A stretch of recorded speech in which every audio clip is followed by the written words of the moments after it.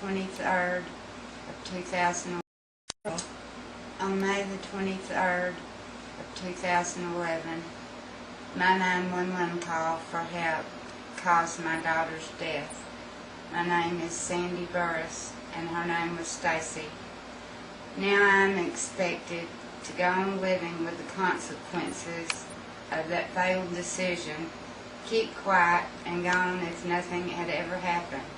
In spite of the way the ones responsible for taking our daughter's life portrayed her in the newspapers as the aggressor and not the victim, while trying to cover up what really happened in our home that evening. Who would have believed that that call would result in the death of our daughter from 14 bullet wounds and being tasered twice? We have kept quiet all this time due to being in real shock, devastated, and trying to convince ourselves the impossible was really true, plus the ill-given advice of attorneys. I'm sorry to have to read this in statement form, but it's the only way I can hold it together long enough to say what needs to be said. With God's grace, and if it's His will, I pray this may help make a change and help protect those in the future who may need to make that call. Now I pray it's not too late and you will listen to the truth, especially those of you out there who have loved ones with mental health issues and may need to make that call one day. Our daughter Stacy had lived with us for the past 10 years due to having her heart broken by the love of her life and a few others, and just never being able to recover from it. She withdrew from living and tried to sleep the rest of her life away. Over that period of time, she had been in and out of the hospital when her depression would overcome her. Having been diabetic for several years, she developed other serious health-related issues to that disease. The doctors had her on 9 different medications plus insulin.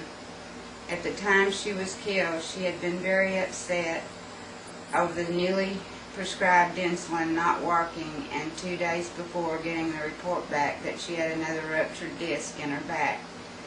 Stacy was just 46 years old, 5'4", and weighed 250 pounds, and had a heart as big as Texas and a laugh to go with it when she was at herself. She left behind 2 daughters, Leslie and Lindsay, who she loved deeply and unconditionally. She would always go out of her way to help anyone who needed her in spite of her own condition and situation. As all of us know who really knew her, she wasn't capable in any state of hurting another human being. As of late, she had become very childlike, content the few hours she would stay up, feeding the birds, squirrels, and feeding her fish, or going through her rock collection.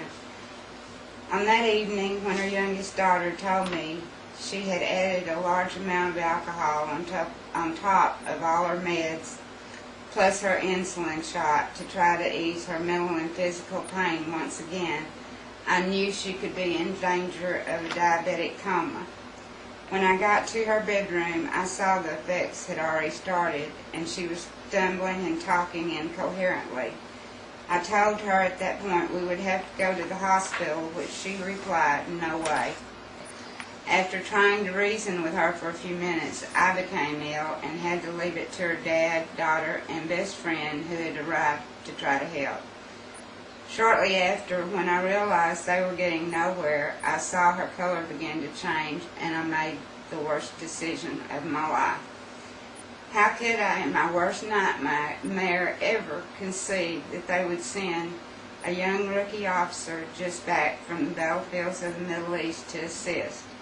Instead of using one of the many options available to him, especially seeing Stacy's state of mind and physical condition, he could have even said, "Stacy, let's go have a cup of coffee," and she probably would have laughed and said, "Okay, if you can hold me up."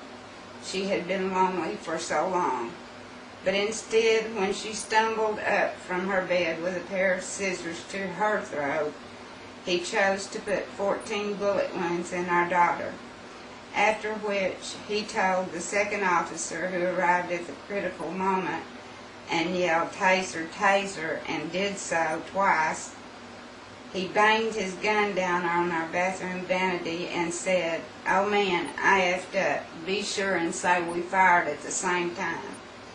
Thus the impossible, inconceivable nightmare began.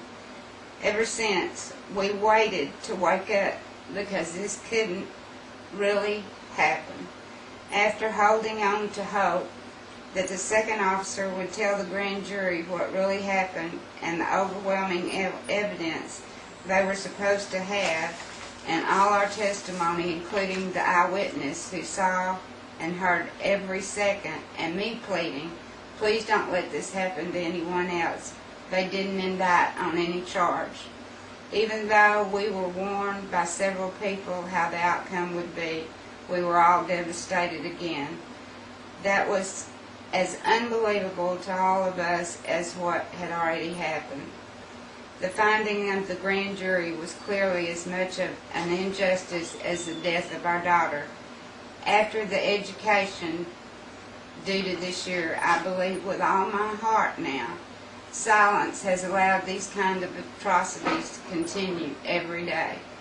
When will we stand together and out loud demand better training and better screening of new officers being hired who may have serious problems they choose to ignore, such as post-traumatic stress? As a further assault on civilians versus law enforcement, laws are being passed every day, such as the Stand Your Ground law, which enables the ones we pay to call for help to get away with whatever they deem necessary, right or wrong at their discretion. Silence has allowed our people in power to progress to this level of sheer, disgraceful, depraved, and corrupt level of enforcement. If I were 20 years younger and in better health, I would take on this fight alone. But I'm ending this statement of facts by saying our daughter's unnecessary, inconceivable death will not be forgotten. And for Stacy's sake, I will never be silent again. Thank you to all that listen, and beware of 911.